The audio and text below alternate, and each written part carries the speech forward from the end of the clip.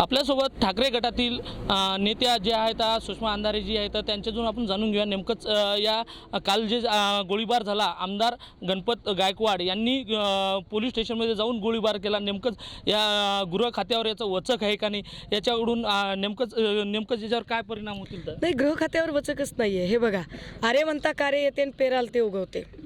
देवेंद्र फडणवीसांची जर पेरणीच मुळात कायदाबाह्य, घटनाबाह्य आणि गुंडागर्दी आणि पैशाच्या जोरावर सत्ता आणि सत्तेच्या जोरावर पैसा अशा दुष्टचक्रातनं त्यांचं काम चालू असेल, ती कार्यपद्धतीच त्यांची असेल, तर त्यांच्याकडून आणि त्यांच्या एकूण सरकारकडून आपण वेगळी चांगली अपेक्षा करूच शकत नाही.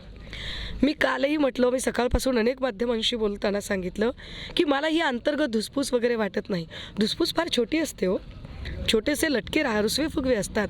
हा गँगवॉर आहे, हा मुख्यमंत्री उपमुख्यमंत्र्यांमधला गँगवॉर आहे. मैं बडा की तू बडाचा वाद आहे. मुख्यमंत्रीपदाची खुर्ची मला की तुला, याचा वाद इतका शिगेला पोचलेला आहे की एकनाथ शिंदे साहेबांनीही रोज दिल्लीला जाऊन रडत बसायचं की मलाच मुख्यमंत्री करा, मीच खरा महाराष्ट्राचा नेता आहे. आणि देवेंद्र फडणवीसांची अशी अवस्था झाली आहे की मीच तयार केलेला भस्मासुर आता माझ्या डोक्यावर बसलाय, तो मी काय करू. त्यामुळे दोघांमधला जो गँगवॉर आहे तो आता नेमका कोणत्या टोकाला जातो आणि अजून कुणाला उद्ध्वस्त करतो. कारण या सगळ्या गँगवॉरमध्ये अडचण काय झाली आहे की रोज यांच्याच गोष्टी, यांच्याच घटना आम्ही बघत राहायच्या, पण महाराष्ट्रातले प्रश्न, शेतकऱ्यांचे प्रश्न, शेतमालाला भाव नाही त्याचे प्रश्न, मी जसं म्हटलं की DAP खताची बॅग कितीने वाढली आहे, सोयाबीनच्या भावाचं काय झालं आहे, कापसाचे भाव पडलेत त्याचं काय, किंवा अवकाळी पावसाचं काय. मी आत्ता इकडच्या मुक्तसंवादच्या माध्यमातून ज्या एरियातनं आले, शिडनेटचा एरिया आहे, हा शिडनेट हब म्हणून ओळखला जाणारा एरिया आहे. अवकाळी पाऊस आणि गारा याच्यामुळे शिडनेटवाल्यांचं प्रचंड नुकसान झालेलं आहे. यावर सरकारला बोलायला अजिबात वेळ नाही. याच्यातच असं आपलं छगन भुजबळ म्हणतात की तिथं काही देवेंद्र फडणवीस जे गृहमंत्री आहेत त्यांनी गोळीबार करायला लावला का आणि त्याची पाठराखण कुठेतरी केल्या जात असेल. माझी सन्माननीय भुजबळ साहेबांना सुद्धा विनंती असेल की भुजबळ साहेब, कृपा करून आपण असे बोलून या लोकांना पाठीशी घालू नये. कारण याच सगळ्यांमुळे संजय गायकवाड सारख्या माणसांची अत्यंत घाणेरडी भाषा करण्याची मजाल वाढत जाते.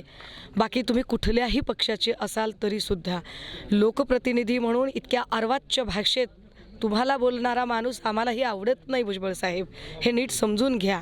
आणि ज्या लोकांना आम्ही लोकप्रतिनिधी म्हणून निवडून दिले ते जर इतक्या गलिच्छ आणि घाणेरड्या भाषेत बोलत असतील तर सभागृहात हे लोक काय आमच्या विकासाचे प्रश्न सोडवणार आहेत, काय आमच्याबद्दल बोलणार आहेत, काय इथल्या आम्ही मत देणारी जी माणसं आहेत, हे जे सगळे मतदार आहेत, यांनी काय म्हणून यांना मत द्यायचं? गोळीबार करण्यासाठी, शिवीगाळ करण्यासाठी, लोकांचे हातपाय तोडण्याची भाषा करण्यासाठी, गुंडागर्दी आणि अरेरावी करण्यासाठी, की लोकांच्या बायापुरी पळवून आणण्यासाठी?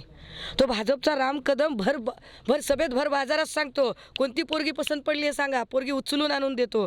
आमच्या पोरी पळवायची भाषा करता तुम्ही. आणि अशा लोकांना निवडून द्यायचं आणि त्यांना जर पाठीशी घालतं तर भुजबळ साहेब चुकतंय आपलं. आपण असे नाही आहात.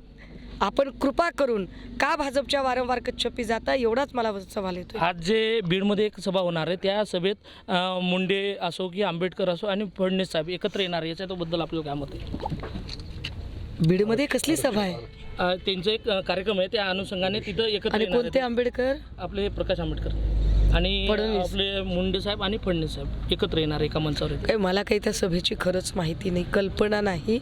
आणि मला असं वाटतं की राजकारणात कधी काय होईल सांगता येत नाही.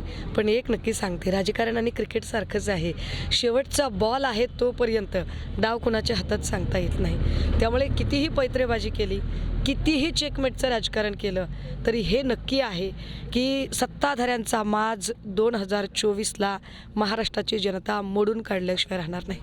10 तारखेला जे जरांगे पाटलाचं उपोषण आहे त्या अनुषंगाने त्यांनी काल एक स्टेटमेंट दिलं होतं की राज ठाकरेंनी किंवा हे आता हे कशासाठी, आणि त्यानुसार त्याला प्रतिउत्तर म्हणून जरांगे पाटलांनी दिलं किंवा हे सुपारी घेऊन कोणाची बोलतात का. मला या दोघांची असंच आपण एक स्टेटमेंट पहिले. मला दोघांच्याही कलगी तुऱ्यामध्ये अजिबात इंटरेस्ट नाही. होय, मी राज ठाकरेंबद्दल बोलले, पण मला जेव्हा बोलायचं आहे तेव्हा मी बोलेन. कुणीतरी बोलतंय म्हणून मी बोलणार नाही. ह्याने बोलला त्याने बोलला मग तुमचं काय म्हणणं अजिबात नाही.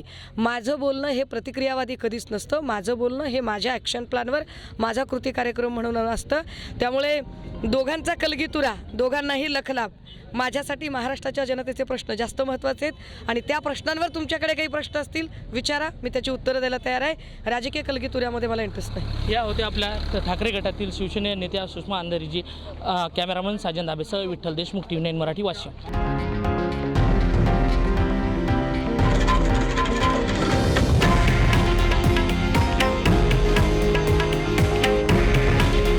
हे आहे देशातील नंबर 1 न्यूज नेटवर्क आणि आपण पाहत आहात TV9 मराठी.